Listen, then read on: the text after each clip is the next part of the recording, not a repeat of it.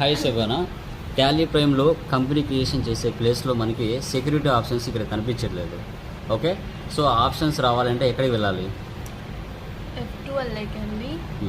Next options కింద ఉన్న Tally vault password yes పెట్టాలి.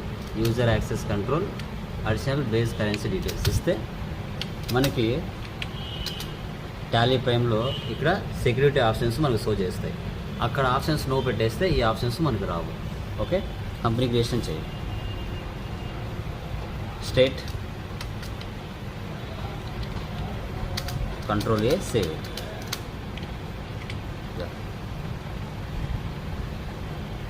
మళ్ళీ కంట్రోల్ ఏ.